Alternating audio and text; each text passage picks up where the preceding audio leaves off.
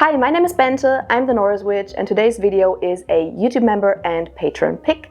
And this time around they wanted to hear me talk about how to venerate your unknown ancestors. So for example, in the case where someone may be adopted and doesn't know anything about their biological family, or maybe someone who is simply just not really into their family, so they don't really feel like venerating their blood-related ancestors. In any case in which you don't know your ancestors or any of your ancestors personally, or don't even know maybe where they're from, and you still want to form a connection with your ancestors. Let's talk about that. Before I hop into that though, first of all, I already have a more general video on ancestor veneration, so if you want to start there first, then I will link that up here. Also, this is the first talking head video that I have been filming in 1.5 months or something. Before all of my traveling around in England and Iceland. If you want to know anything about the Iceland trip, I'll also link it up here. But this is the first talking head video I have filmed in quite some time, so bear with me. Also, kind of adverse weather conditions. The sun is going in and out of clouds, so the lighting situation in this video will be interesting, but this is a talking head video. There will be no interesting b-roll or anything like that, so it won't really matter. Feel free to just put me on in the background to put you to sleep or to watch or listen to while you're cooking or whatever you want to do. So let's hop into it.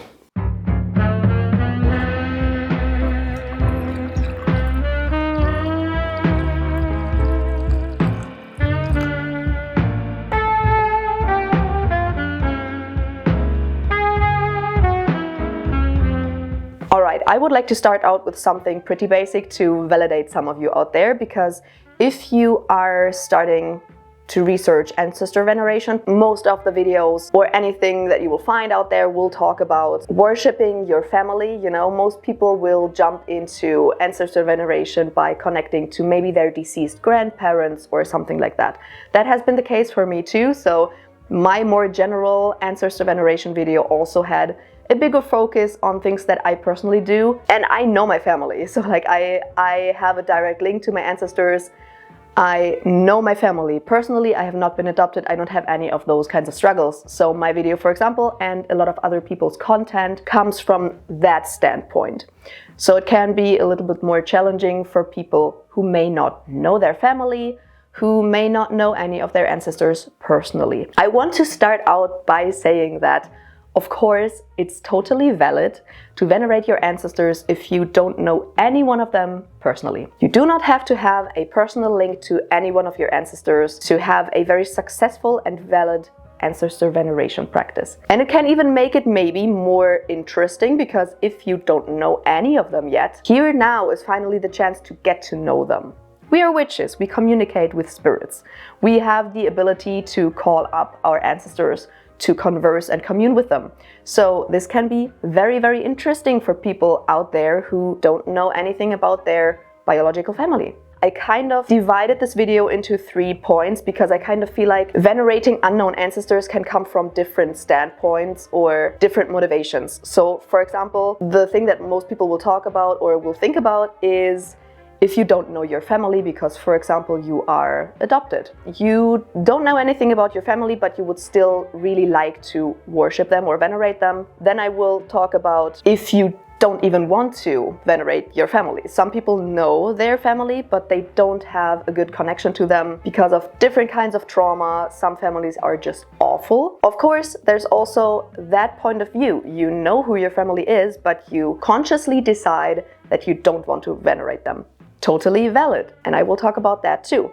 And then lastly, I will talk about more in general, even if you already have an ancestor veneration practice where you work with the people that you already know, but you don't really know where to go from there. Like, how do I start forming a connection to the ancestors that I don't know? So I will talk about that too. So as I said, let us first of all talk about the case where you may not know your biological family because, for example, you are adopted. This may of course look different for different kinds of people. Some people don't know literally anything about their biological family, so they don't really have a proper starting off point. And some people will have it a little bit more easy because they may at least know where their family has been from, or maybe a last name. Maybe they can at least like afford, for example, something like a DNA test. A lot of people who want to get into ancestor veneration are big on taking DNA tests to figure out where their family is from, but some people may not be able to afford that, so they don't have any jumping off point. And depending on what your situation is, of course, jumping into ancestor veneration will look different. For example, if you know at least like a tiny little bit about your family, by the way, I'm petting a cat right here, that's why I am always leaning forward a little bit. If you have at least like a little bit of a starting off point, like a last name, or maybe you know the city that they were from or something like that, you will have a little bit of a starting off point from where you can do research. In my personal opinion, research is a big part of ancestor veneration. Even if you don't know anyone of your biological family directly,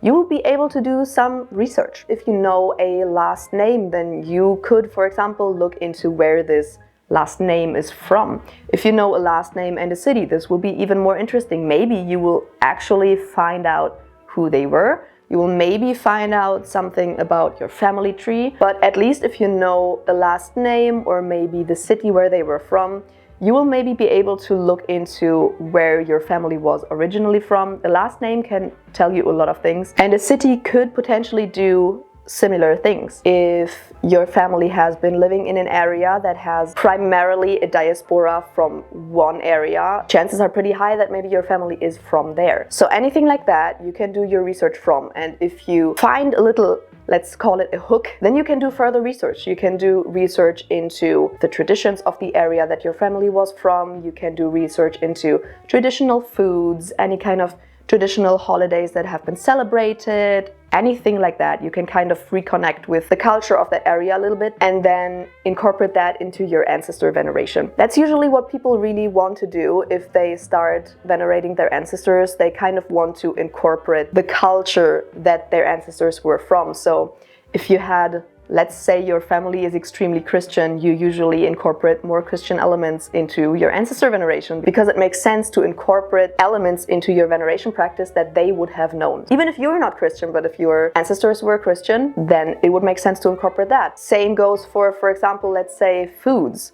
It would make sense, or at least it would be very nice, to be able to give foods to your ancestors or drinks that you know were culturally significant. So for example, if I am German, then maybe it would make sense for me to give a lot of potatoes or bread or beer or something like that as an offering, instead of maybe something else that comes from, let's say, Mexico. Researching the culture is usually a very, very interesting thing, and in my opinion, the research is part of the ancestor veneration practice. But some people may not have that jumping off point. Some people don't know anything about their family, in which case a lot of people really like to do a DNA test. I personally have done a DNA test even though I know my family and I knew kind of where they came from, at least a little bit. But especially if you don't know your family and you don't know anything about them and you cannot do any research on them because you don't know a city, you don't know a last name, nothing like that, then doing a DNA test can be very, very interesting. I would like to say here very quickly though that those DNA tests are not entirely reliable. They completely rely on the database that they have. So if you go with like the biggest provider, I don't know what the biggest provider is it Ancestry or MyHeritage or something like that, then it will definitely be more accurate than other providers, but it will never be 100% accurate. I, for example, did 2 different DNA tests and both said different things. Like one of them said I had 0% German ancestry. Interesting, since I'm German. And one test said I had Eastern European heritage, whereas the other said I had none. So it is not entirely reliable. Of course you can, like if you want to, you can use it as a starting off point, but just don't rely on it 100% because those tests are not 100% accurate. It depends on the provider and in general it's not entirely accurate. So feel free to use it as a starting off point if you literally have nothing else to go off of, but just don't rely on it too heavily and maybe just don't trust it too heavily. But then of course there are also people who, first of all, don't know anything, like literally anything about their family, like their biological family. And they also can't afford to do a DNA test because, let's be honest, they are not that cheap. Or maybe they just don't even want to venerate their biological family at all, because maybe they know them, but they just don't really feel connected to them. Or let's say someone is adopted, but doesn't feel connected to their family at all because they never got to know any of them. Valid. Like, if you don't want to venerate your biological family as ancestors, then that's valid. You don't have to do that. And in which case, I would like to talk about two different things. First of all, different kinds of ancestors, and also just staying pretty neutral or going with your intuition. I already talked about the fact that, in my personal opinion, research is a part of ancestor veneration, but I think it's also totally valid, if there's nothing you can really research, that you just go off of your intuition to basically figure out what intuitively feels right to give to them as an offering, or to do for them, or what do I want to put on their altar, just intuitively, because I feel like it is right. I feel like incorporating your intuition is a totally valid practice if you cannot do any research at all. Of course, it's in general valid, but especially if you can't do any research, if there's no information you can figure out, then it's totally fine to just go off of your intuition, or to just stay pretty neutral. If you have no culture that you can tie back to, then just stay neutral. That's also totally fine. You don't necessarily have to cook a specific meal from the culture that your ancestors were from. You don't have to do that. You can stay neutral. Things like water, for example. Every human drinks water. Just giving water as an offering is totally fine, and it will probably work for every single culture, because every human needs water. And of course, there are other offerings that you can give that are pretty neutral, that will probably work for every culture. I don't know, I would guess like something like a pretty general black tea, or like a coffee or something. I would doubt that anyone wouldn't accept it. You know, there are just some neutral offerings that I think would work for basically anyone. In general, acknowledging your ancestors and giving an offering in the first place, and making a space for them in your home in the first place, is usually much more important than what exactly you give them. Of course, it's cool if you can give like a culturally significant offering, or venerate them in a culturally significant time, but doing it in the first place is much more important. Better stay very, very neutral with the times that you venerate them, or with the offerings that you give, or the things that you put on their altar, than doing it not at all because you feel like there's no point in doing it if you can't do it right. But then also, you do not have to venerate your biological family or any family as ancestors. There are, as I already mentioned in my older ancestor veneration video, there are different kinds of ancestors. Your family, or let's say your biological family, is only a small part of all of the ancestors that you have. So if you don't want to venerate your family, or if you can't because you don't know them and you cannot for the life of you find anything about them out, you can still always venerate just other kinds of ancestors. So for example, let us start with ancestors of place. You live in a specific area. You have grown up in a specific area. And usually when you grow up somewhere, or you live somewhere, you get culturally tied to that area. That's just something that nobody can really avoid. If you grow up in a specific area, you will be culturally tied to it, with the holidays that you celebrate, the foods that you eat, the language that you speak, everything like that ties you to the place that you live in or that you grew up in. So everybody who has also lived in that space, for example, becomes ancestors of that place for you. This is great because you can literally go to graveyards or cemeteries around you and then venerate the ancestors there. Everybody who has lived there, who has been buried there, becomes one of your ancestors, and you can venerate them by, for example, just strolling around the cemetery or the graveyard, maybe just acknowledging them, reading their names, saying their names out loud. But ancestors of place are not necessarily only humans. Ancestors of place can, for example, also be the animals that live in that area, or the plants that grow in that area. So, for example, in my practice, I heavily include native plants from northern Germany because that is where I'm from, and through my ancestral line I'm tied, kind of, or I feel tied or connected to those plants. because they have always been growing there and I grew up there, so I'm kind of connected to them. So you don't have to just contend with human ancestors. You can also connect to animal or plant ancestors if you would like that. And I kind of feel like incorporating the ancestors of the place that you grew up in or that you live in is actually pretty simple and pretty easy because, as I said, you are culturally tied to that area. So figuring out what to do, what to give as an offering, what to put on the altar, when to worship them or to venerate them, that will be kind of easy because you know the area that you grew up in or that you live in. But then there are also those kinds of ancestors that you feel connected to because, for example, you have a similar passion or because you practice the same religion, something like that. So for example, if you are an artist and you have a specific art style that you really like and there's this one specific artist that you really look up to, then you can venerate that artist as an ancestor. Or you are probably some kind of magical practitioner if you watch this video. So how about you incorporate some well-known magical practitioners in your ancestor veneration practice? For example, one plan that I have is to incorporate Agrippa in my ancestor veneration practice because he has been extremely influential. His work was so important, and he's German. So I kind of feel connected to him in some way, and I would kind of like to venerate him because why not? So maybe just think about your hobbies, what you are really passionate about. This could even be your job. If you are, let's say you are a firefighter and you really burn for it. That was not an intended pun, but let's just go with it. Let's just say you are a firefighter and this is your biggest passion. This is something that is so important to you. Why not research some famous firefighters who have done incredible deeds for society and for their community? And why not incorporate them in your ancestor veneration practice? And then lastly, I would like to talk about one thing. With all of that research in mind, please just remember that you are a magical practitioner. You probably have some kind of maybe meditation practice, or you do spirit flight or anything like that, or just spirit communication in general. I kind of feel like sometimes we focus too much on the research side and forget that we literally can just directly connect to spirits and ask them shit. So for example, there are like 1 million guided meditations out there that will help you meet your ancestors.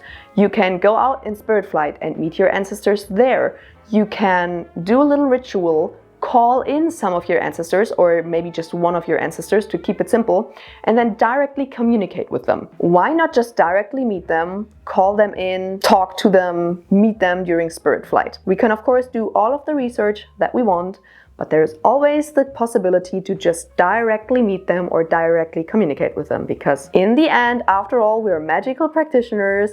We usually do have that capacity. And this will of course look different for every single person, so I won't talk about that quite a lot because I can only say, okay, meet them and then see what happens. Ask them stuff. Ask them where they were from, ask them what kind of offerings they would like, ask them what they were doing when they were living, ask them maybe if they remember their name, ask them if maybe they have been watching out for you for a long time. There are so many things that you can figure out by doing that. With all of the research, it's great and all, but how about you just directly communicate with them? But then lastly, just remember, all of that is great, and like wanting to reconnect to a culture or maybe giving like culturally significant offerings and things like that. This is all great, but just don't overthink it so much. I kind of feel like a lot of people just overthink it heavily. And in the end, just remember, the most important thing for them is to be acknowledged. And in the end, what kind of offering you give or what you do for them or when you do it, it's nice to think about it, of course, but it's not the most important thing. The most important thing is that you do it. So don't just overthink it. If you cannot figure anything out, just do it. Just give a very general neutral offering. Give them a glass of water or something and just acknowledge them. And you will figure out that they will be happy about it, no matter what you do. But without being said, that is everything that I wanted to talk about today. I really hope you enjoyed this video. If you did, make sure to subscribe and give a thumbs up and ring the bell down below so you're notified whenever I upload a new video. Of course, feel free to check out my other socials. And in case you want to support my channel, then make sure to check out my Patreon or my YouTube membership. And I will see you in another video. Bye!